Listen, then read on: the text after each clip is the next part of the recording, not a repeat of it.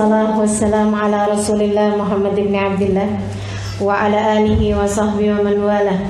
Subhanaka la ilma lana illa ma 'allamtana innaka antal alimul hakim.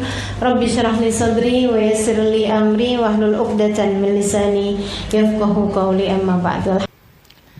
Saudaraku sekalian yang saya muliakan, Nabi Muhammad ngajarin kita buat jadi pemenang.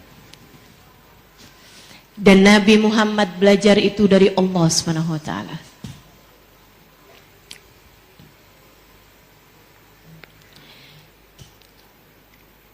Ketika paman tercintanya dibunuh oleh seorang perempuan bernama Hindun bintu Utbah. Paman tercintanya yang punya wajah paling mirip sama Nabi Muhammad alaihissalam, Sayyidina Hamzah,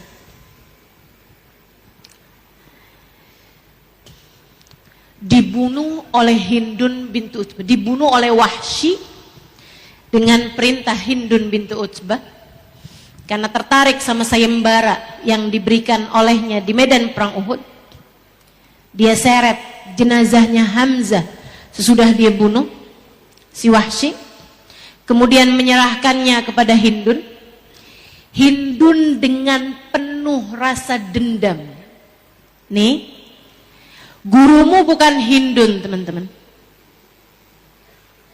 Ustazahmu bukan Hindun bintu Utbah, maksud saya. Bukan.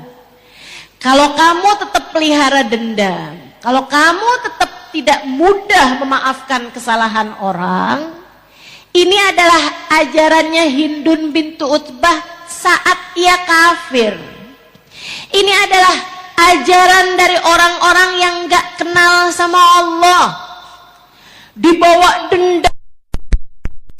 Maaf, film-film India yang kamu tonton atau drama-drama Korea yang kamu tonton bukan ajaran Islam.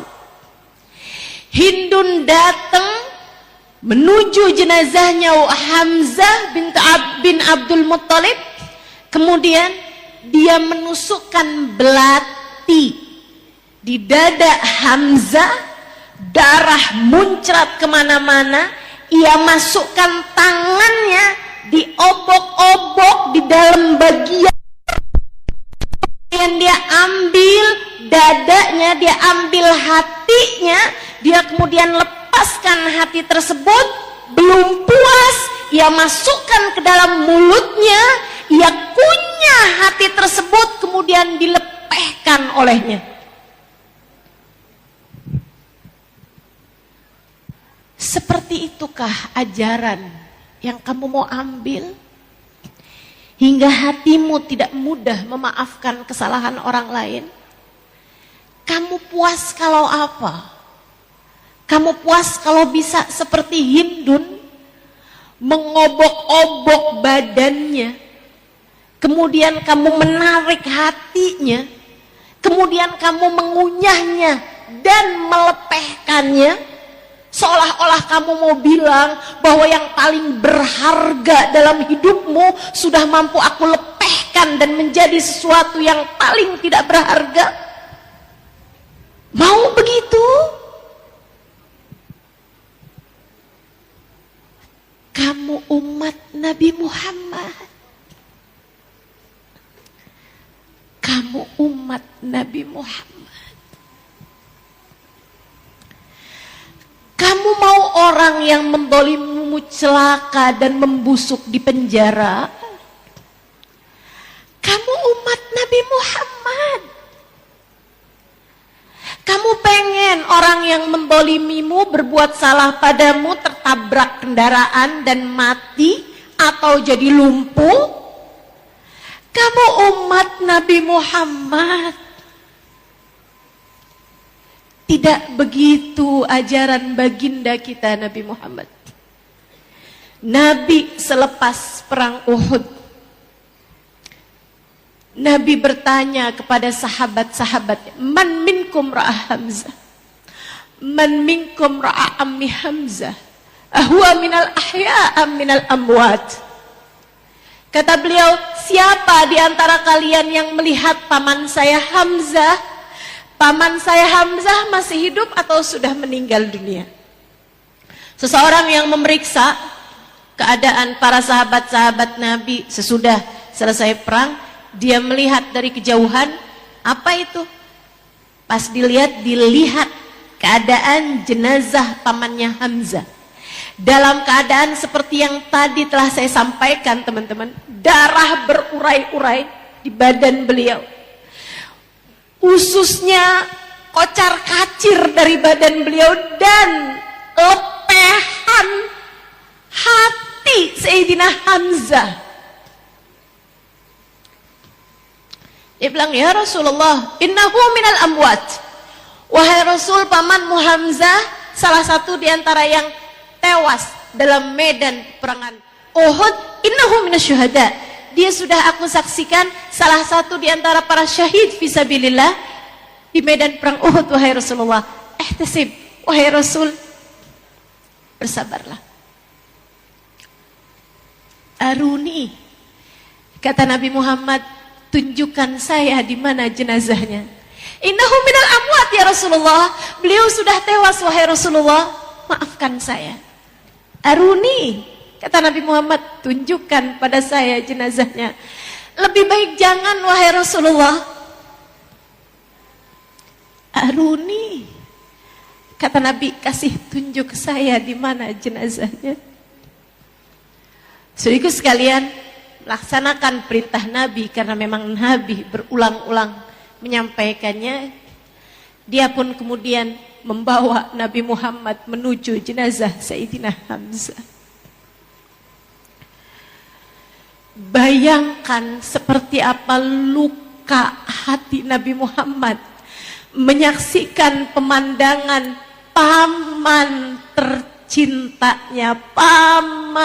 tercintanya meninggal dalam keadaan mengenaskan. Nabi tahu persis siapa yang melakukannya. Nabi tahu dengan pasti siapa yang telah berbuat kezaliman ini kepadanya. Saudariku sekalian yang saya muliakan, saat tersebut Nabi menunduk, air matanya bercucuran dari wajahnya yang indah itu. Dadanya naik turun bergemuruh, wajahnya memerah. Saat itu Allah menurunkan firman-Nya untuk berkata, wahai Muhammad, jika engkau mau membalas, akan tetapi jika engkau memaafkan, fahuwa khairun lakum, itu lebih baik bagi kalian.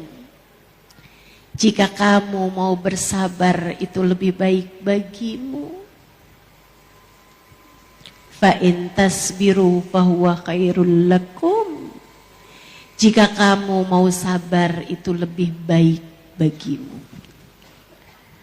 Nabi dengan gemuruh dada yang naik turun, dengan air mata yang terus mengalir dari kedua mata beliau yang indah itu, beliau berkata, idan asbir ya Rabb, idan asbir ya Rabb.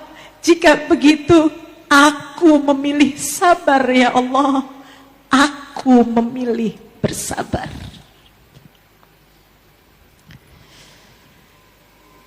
Dan apa yang membuatmu tidak memilih bersabar? Jika nabimu telah memilih bersabar. Dan siapa yang mengajarimu menuntaskan dendam? Jika nabimu telah memilih bersabar. Mau ikut siapa di akhirat? Jika kamu lebih memilih membalas dendam, mau memilih bersama siapa di akhirat? Kalau kamu memilih untuk tidak tahan orang, saudariku sekalian yang saya muliakan, 1, 2, 3, 4, 5 tahun kemudian ketika terjadi Fathu Mekah tahun ke-8, sementara tahun terjadinya perang Uhud adalah tahun ketiga dari hijrah Nabi Muhammad SAW. 5 tahun berselang dari kejadian tersebut, ketika Islam berhasil masuk dengan anggun, dengan tanpa peperangan, dengan penuh kasih sayang. Pada hari Fathu Mekah, ada orang-orang yang ngantri, ada orang-orang yang berjalan berurutan untuk meminta maaf kepada baginda Nabi besar Muhammad sallallahu alaihi wasallam. Di antara mereka ada seorang perempuan yang dari malunya ia menutupi mukanya dari sejak awal perjumpaannya dengan baginda Nabi Muhammad alaihi wasallam. Dari sejak awal, dari sejak masuk masjid ditutupi wajahnya seperti ini. Sampai tibalah perempuan tersebut di hadapan Nabi Muhammad. Ia kemudian berkata, aku melihat kenabianmu, aku melihat kerajaanmu, kekuatanmu, kekuasaanmu. Aku telah melihat kekuasaanmu tersebar di antara seluruh jazirah Arab. Aku memutuskan untuk masuk ke dalam agamamu, wahai Muhammad. Saudariku sekalian yang saya muliakan, Nabi tersenyum kepada wanita bertudung tersebut yang menutupi mukanya karena malu tersebut. Ia bahkan tidak meminta maaf kepada Nabi Muhammad. Ia tidak datang dengan berurai air mata, berkata kepada Nabi, aku telah menzalimimu wahai Nabi Muhammad. Kini aku datang meminta maaf padamu dan aku masuk ke dalam agamamu. Tidak, saudariku sekalian, tidak sama sekali. Perempuan itu hanya berkata, aku melihat kekuasaanmu sekarang telah tersebar kemana-mana. Aku memutuskan untuk masuk ke dalam agamamu wahai Muhammad. Nabi tersenyum padanya seraya berkata, ahlan wa sahlan biki ya Hindun bintu Utbah. Selamat datang untukmu wahai Hindun bintu Utbah. Selamat datang ke dalam ajaran agama Islam. Perempuan ini yang telah mencabik-cabik badan paman Nabi Muhammad Sayyidina Hamzah, Nabi memaafkannya tanpa perdebatan, tanpa tawar-menawar. Inilah Islam. Inilah ajaran Allah. Jika kamu tidak berniat mengikutinya, jika kamu tidak tertarik padanya, ajaran macam apa yang kamu tertarik padanya? Pendidikan seperti apa yang kamu tertarik padanya?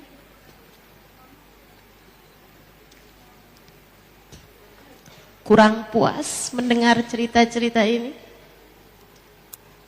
Saya tambahkan 2 kisah lagi saudaraku sekalian. Sayyidina Hasan bin Ali bin Abi Thalib meninggal diracun oleh gubernur Madinah.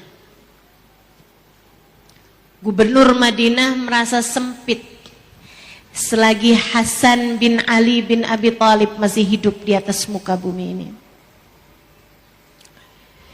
Ia pun bayar orang, cinta terhadap kekuasaan.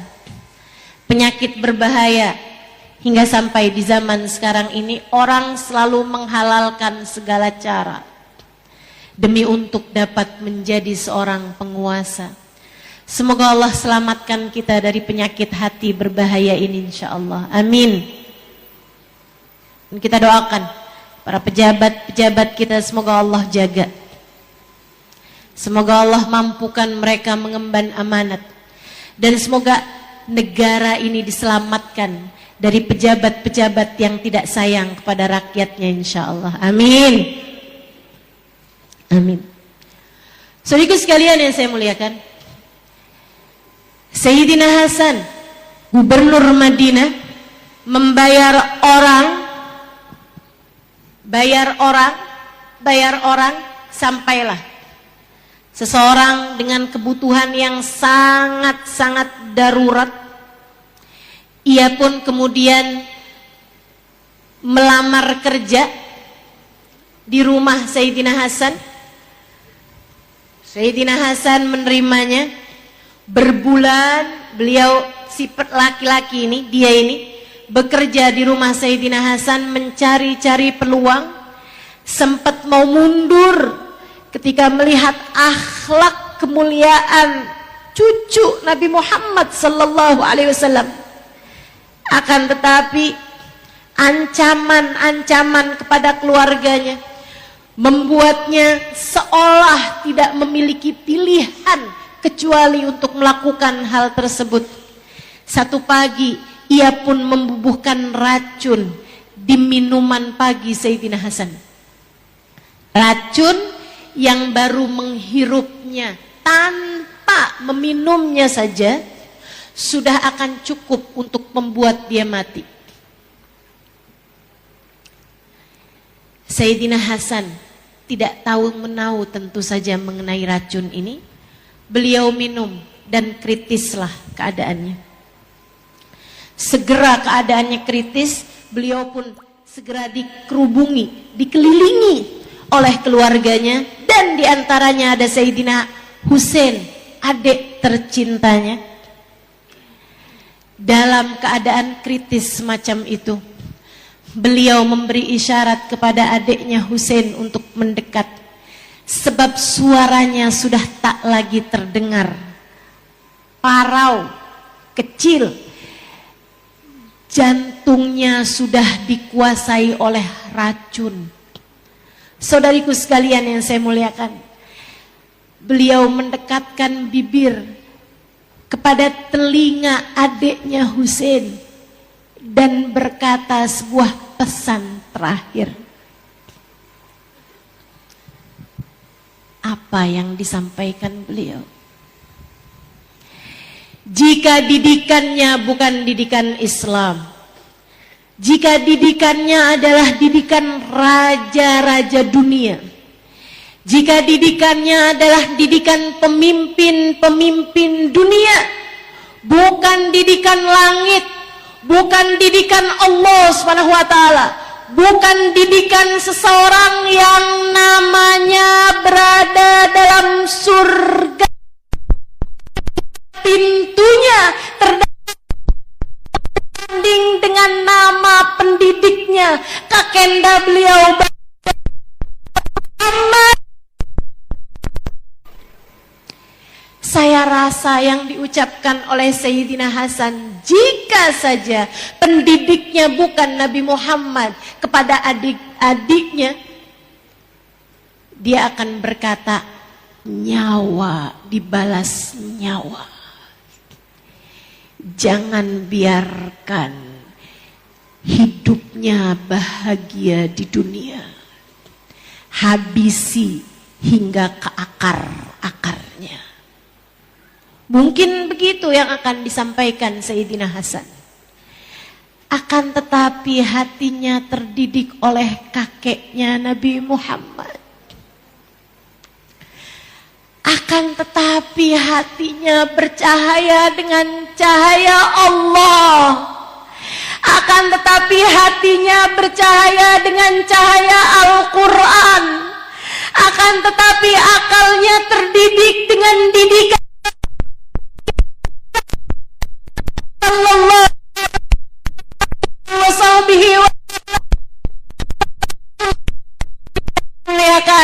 Sayyidina Hasan berkata kepada adiknya Sayyidina Husain, ya Husain, inni araftu man fa'ala hadha bi. Aku tahu siapa yang telah berbuat ini kepadaku. Wahai Husain, jika suatu hari nanti kamu mengetahuinya, bahkan gak dikasih tahu Mas Sayyidina Hasan, tapi kalau nanti kamu tahu siapa dia, sampaikan salamku padanya, bisikkan padanya, aku sudah memaafkan dia.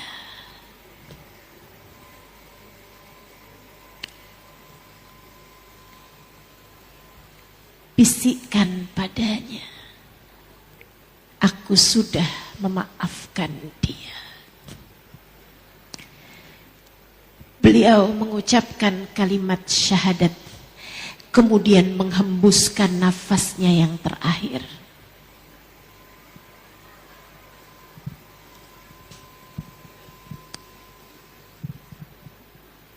Dan bagaimana dengan hatimu? Bagaimana dengan hatimu, teman-teman? Cobalah tengok di kedalaman hatimu itu. Siapa yang sampai sekarang kamu belum mampu memaafkannya? Siapa yang sampai sekarang kamu masih mengingatnya dengan penuh kebencian? Ingatlah apa yang sudah dia lakukan padamu. Menghilangkan nyawamu, menghilangkan nyawa orang tercinta di sisimu. Apa yang sudah ia lakukan sampai hatimu sebegitu kerasnya tidak mau memaafkan kesalahan dia?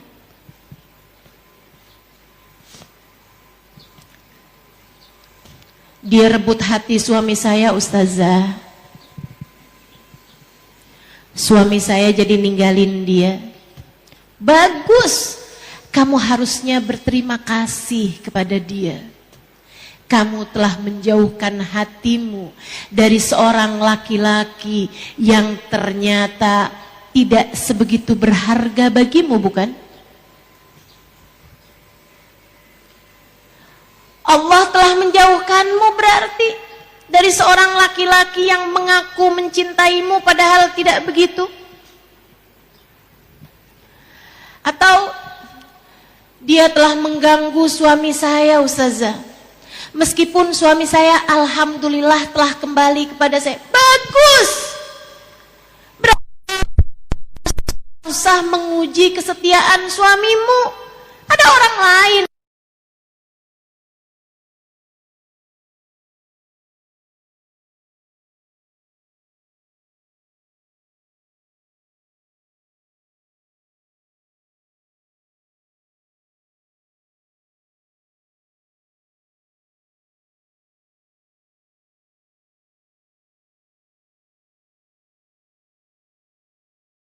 Suamimu atau bahkan terkadang Allah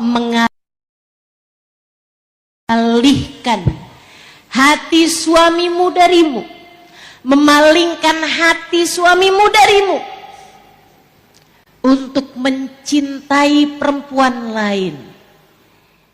Itu seringkali adalah merupakan surat cinta yang Allah kirimkan padamu. Seolah Allah berkata padamu, lihatlah, cinta manusia mudah berpaling bukan? Sebab hanya cintakulah yang layak kamu bela mati-matian.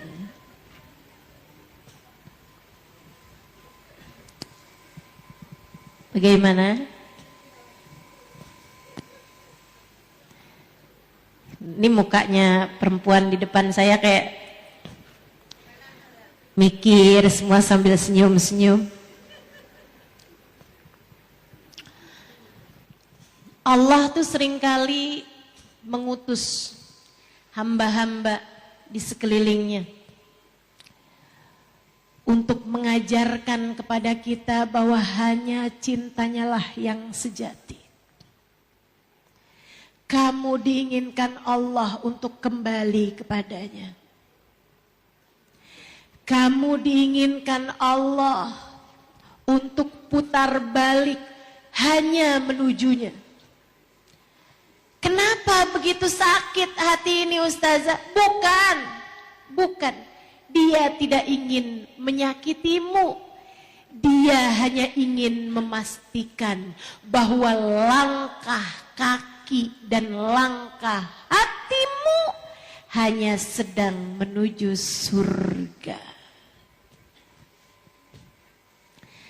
Ketika hati dan ragamu begitu sepenuhnya dipenuhi dengan cinta kepada manusia yang tak akan membawamu kemana-mana, ia pun memutar balikan hatimu, mematahkan hatimu hingga membuatnya putar balik menuju surga. Allah rupanya sedang cemburu padamu. Bukankah itu indah? Kamu hanya perlu untuk bangun lebih awal di waktu malam. Kamu hanya perlu untuk menunduk lebih dalam. Kamu hanya perlu untuk sujud lebih lama kepadanya. Kamu hanya perlu untuk mengalirkan air mata lebih banyak. Saya berkata, ya Allah, hati manusia siapapun itu dariku, akan tetapi aku berharap Engkau tak pernah meninggalkanku, tidak di dunia sampai nanti di akhirat.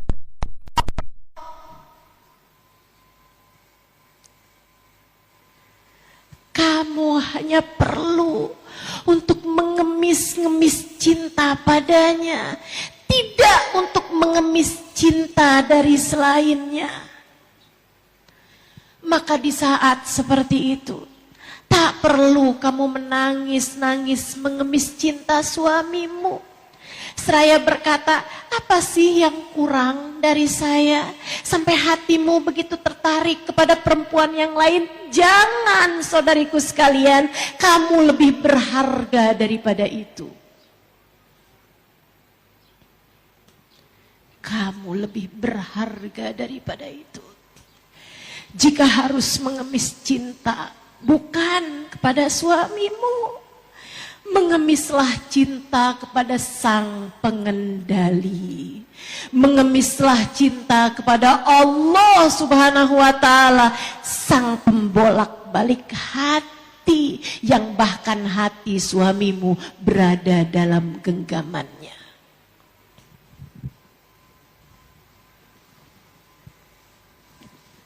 Mari belajar menjadi hamba Allah Ta'ala.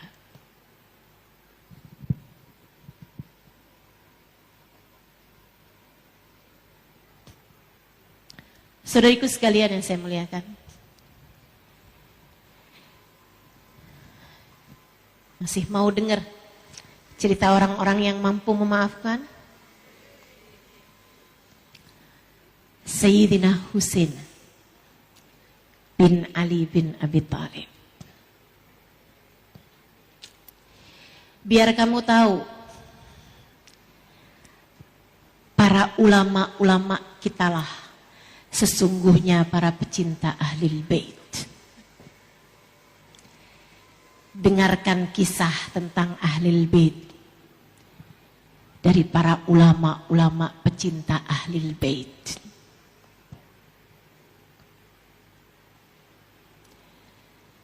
Dengarkanlah kisah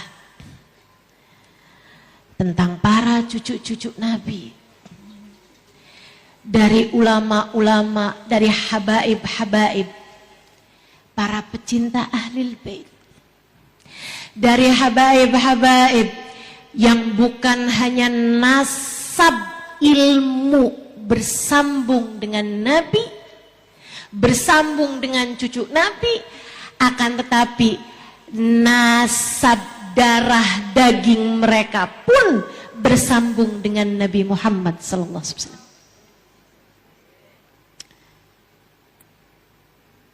Darah daging mereka bersambung dengan Nabi. Ilmu mereka bersambung dengan Nabi. Akhlak mereka bersambung dengan Nabi. Sayyidina Husain datang ke Irak hingga tiba di medan Karbala.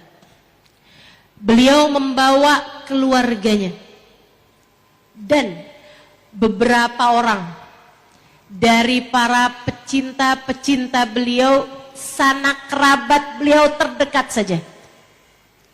Tidak, karena memang beliau datang ke Irak sesudah disurati oleh khalifah zaman tersebut bahwa dia akan memberikan tampuk kepemimpinan kepada Sayyidina Husain. Datang Sayyidina Husain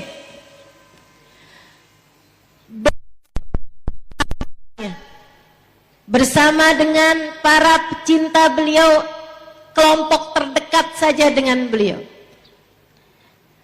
Hanya sekitar 200-an orang menginap di medan tersebut karena bertemu di tempat yang sudah dijanjikan, yaitu di medan Karbala di Irak. Saat pertama kali berjumpa, berhadapan pasukan yang ternyata beliau dihadapkan dengan ribuan pasukan bersenjata lengkap dan mengepung Sayyidina Husain dan keluarganya ini. Saudaraku sekalian, pagi hari tersebut Sayyidina Husain ketika awal kali berhadapan dengan mereka, wajah-wajah beringas yang siap dengan pedang menghunus untuk menghabisi Sayyidina Husain dan keluarga serta kerabatnya serta sahabat-sahabatnya. Sayyidina Husain ketika memandang mereka, beliau menunduk kemudian berurai air mata. Sayyidina Husain menangis. Saudari beliau, Sayyidah Zainab, yang memandang Sayyidina Husain dan melihatnya menangis, bertanya, "Ajza'ta minal maut ya Husain? Ajza'ta minal maut ya Husain?" Apakah kamu takut mati wahai Husain? Hingga kamu menangis ketika memandang wajah musuh-musuh itu. Sayyidina Husain menoleh kepada saudarinya seraya berkata, "Makana Husain bijaza'in minal maut ya Zainab." Husain tak pernah takut dari kematian wahai Zainab. Falima hadad dunub, falima hadad dumu', maka mengapa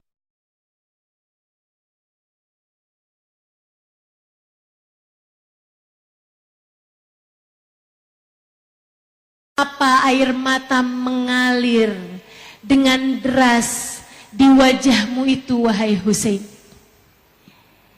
Sayyidina Husain kemudian berkata dengan kembali mengalirkan air mata,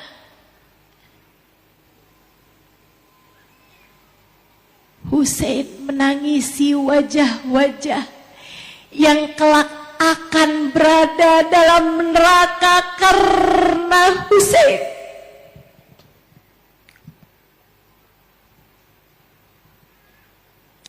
Wahai Zainab, Saya menangisi wajah-wajah itu. Kasihan mereka. Kelak mereka akan masuk neraka dan disiksa karena saya. Andai Allah mengampuni mereka dan memasukkan mereka semua ke dalam surga.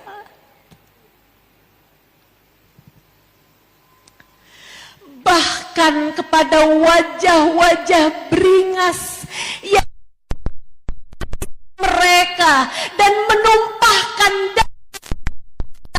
muka bumi, Sayyidina Husain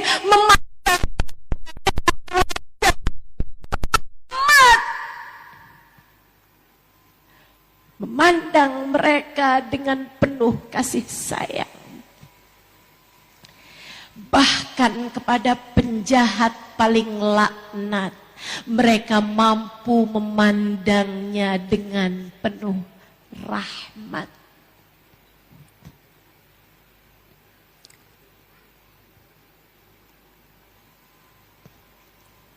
Dari merekalah seharusnya kita belajar untuk mampu memaafkan kesalahan semua orang.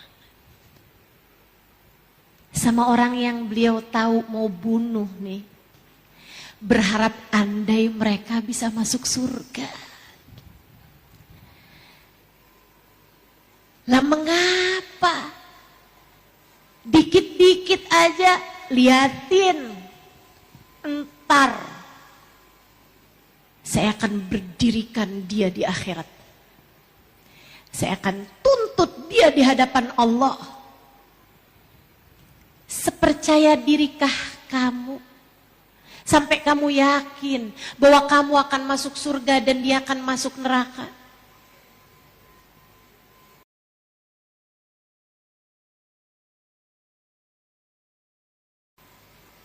Sepercaya diri itukah kamu? Pernah diangkat jadi panitia akhirat? Saya suka aneh gitu sama orang-orang yang dikitar di akhirat. Saya tuntut dia di hadapan Allah. Siapa kamu?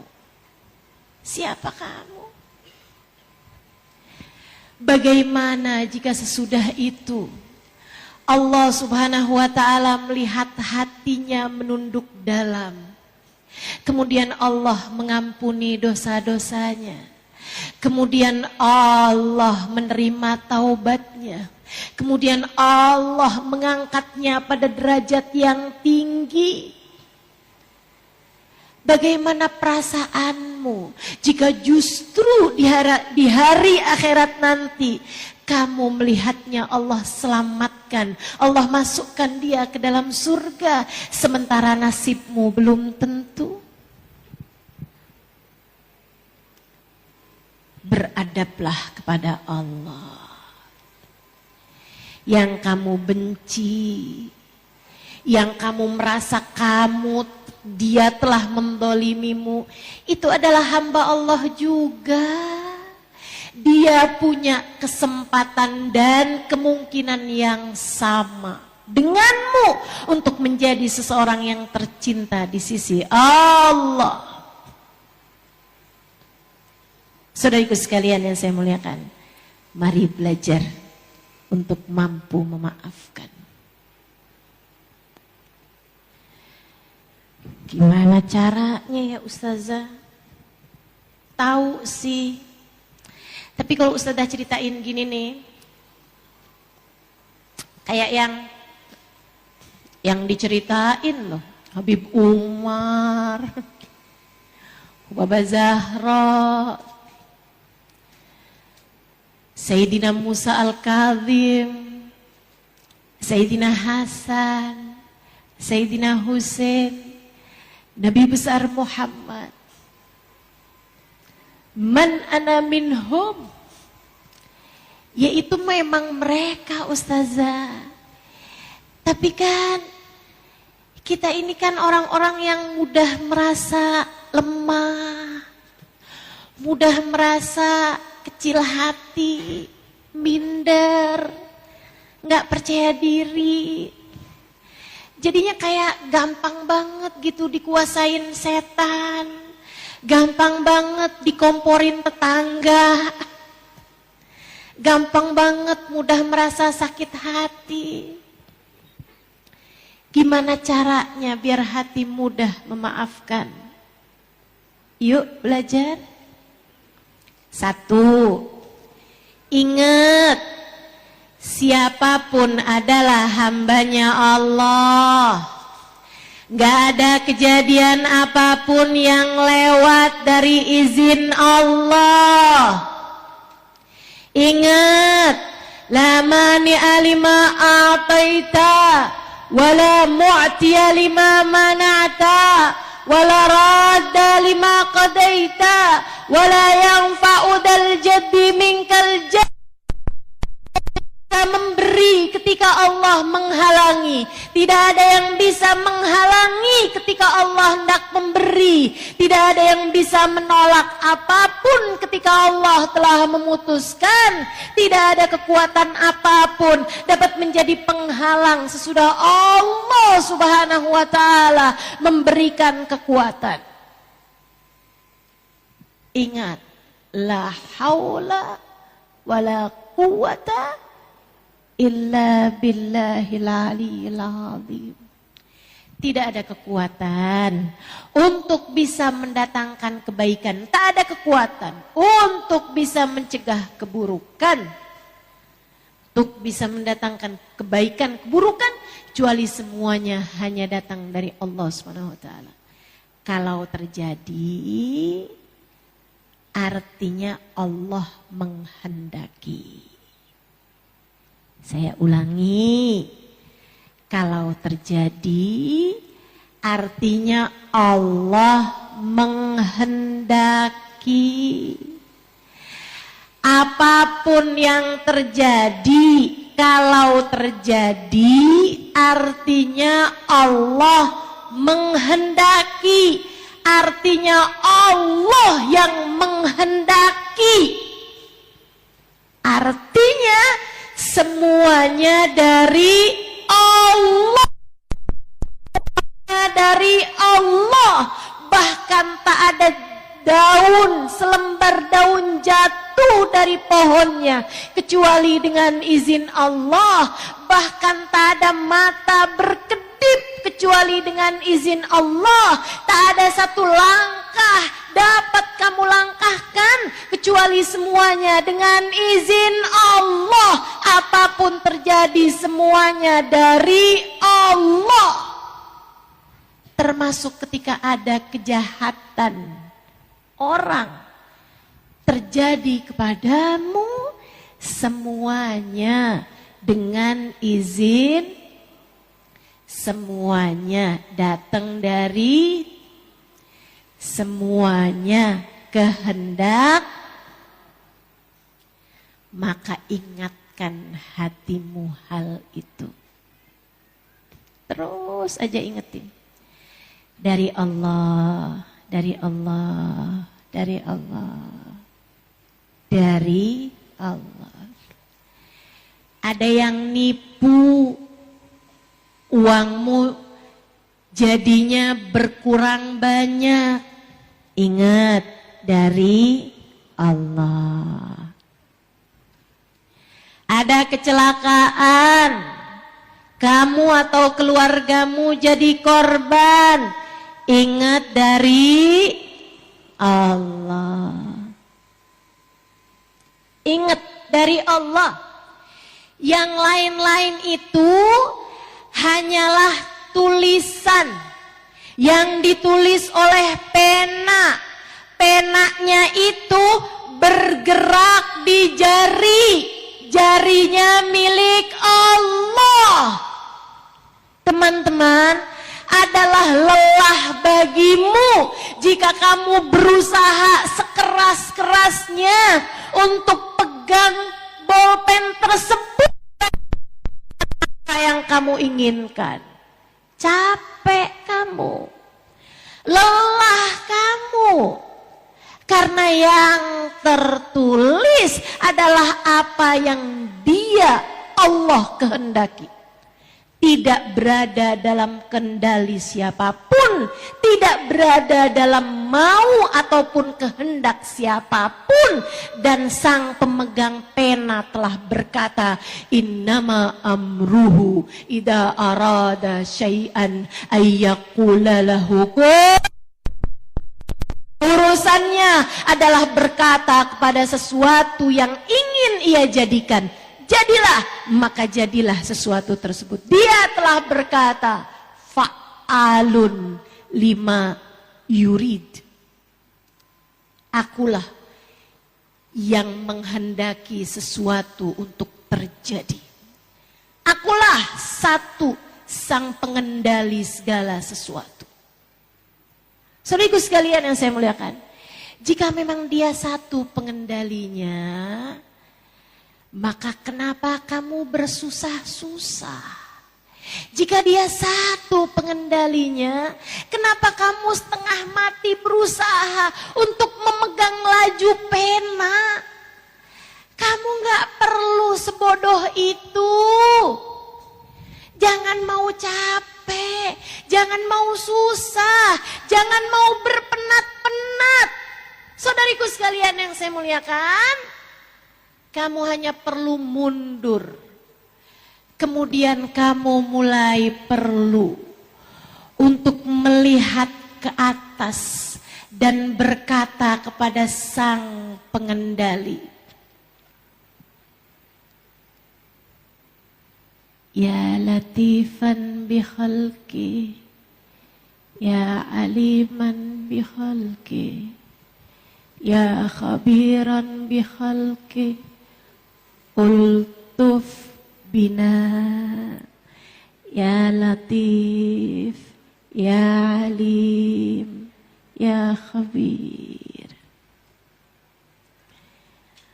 Wahai Zat yang maha baik kepada hamba-hambanya, wahai Zat yang mengetahui segala keadaan hambanya, wahai Zat yang maha mengawasi segala keadaan hambanya, ultuf bina, berlemah lembutlah kepada hambamu yang satu ini. Kasihanilah hambamu yang satu ini. Berbaik-baiklah kepada hambamu yang satu ini. Sebab hambamu yang ini begitu lemah. Hambamu yang satu ini begitu tak berdaya. Hambamu yang satu ini begitu miskin. Hambamu yang satu ini begitu dhaif. Ya Allah, kasihanilah saya.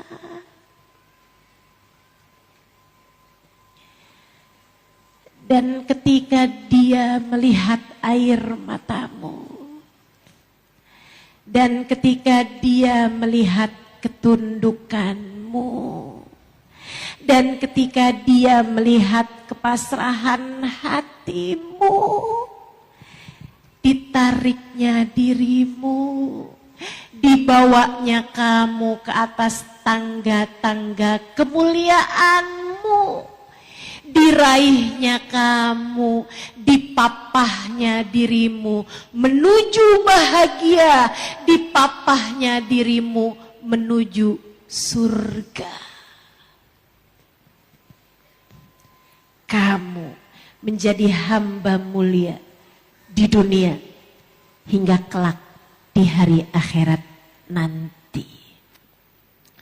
Kamu menjadi hamba yang akan selalu dipandangnya dengan penuh kasih sayang dimanapun saja kamu berada. Saat itu dia minta alam semesta bergerak sesuai dengan kasih sayangnya padamu. Saat itu dia minta hati manusia untuk condong mencintaimu, bahkan yang tidak kenal denganmu. Saat itu dia minta jutaan malaikat beristighfar untukmu. Saat itu dia akan umumkan betapa cintanya dia kepadamu. Saudariku sekalian, semuanya bergerak dengan kehendaknya. Maka untuk apa kamu simpan kebencian kepada seseorang yang bahkan tidak bisa mengendalikan hatinya sendiri? Untuk apa kamu simpan dendam kepada seseorang yang bahkan hatinya berada dalam kendali Allah? Mari belajar menjadi hambanya yang mengerti. Inilah hakikat saudariku sekalian, jangan pernah mau jauh dari hal ini. Inilah iman, jangan pernah mau jauh dari keimanan ini. Kalau kamu memutuskan untuk seumur hidup saya nggak akan pernah mau memaafkan dia, tidakkah kamu takut sang pengendali sesuatu justru akan berkata, oh kamu gak mau maafin salah dia, kamu lupa salahmu dan dosaku jauh lebih banyak daripada itu. Dan aku telah jadikan prinsipku, sunnahku, man la yasfah la yusfah, man lam ya'fu la yu'fa. Siapa yang tidak memaafkan, aku pun tak akan memaafkan dia. Tidakkah kamu takut jika kamu tidak memaafkan kesalahan seorang hamba, maka Tuhannya tidak akan memaafkan kesalahanmu? Tidakkah kamu pun juga punya banyak dosa dan kesalahan yang kamu berharap Allah memaafkan? Jika demikian, maafkan kesalahan hamba agar kesalahanmu dimaafkan oleh penciptanya. Insya Allah.